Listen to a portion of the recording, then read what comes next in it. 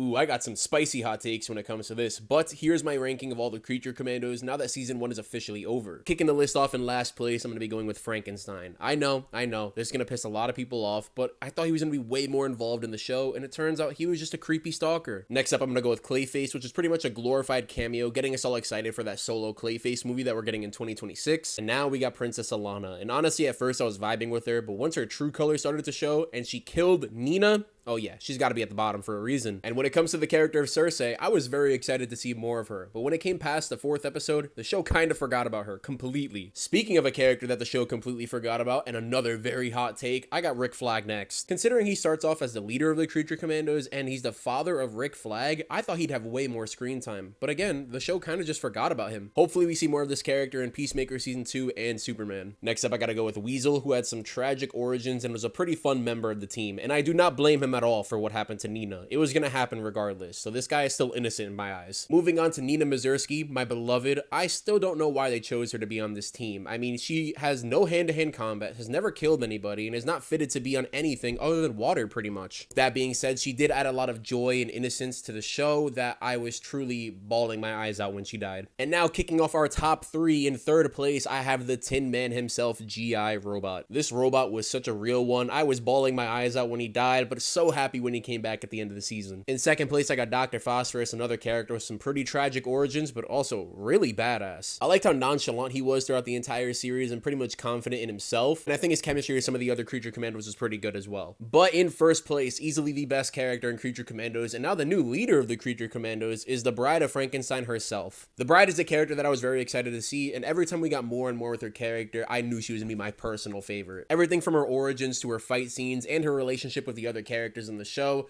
this was the best character. Hands down, no ifs, ands, or buts. So there you guys have it. That was my official ranking of all the Creature Commandos from worst to best, and even though some characters are at the bottom, I still love them. This show was great, and I think it was a great start to the DCU. I'm very excited to see more of these characters, whether it's in Creature Commando Season 2 or future DCU projects. And with that being said, let me know down below how you would rank them from worst to best. I'm curious to know. Let me know, please.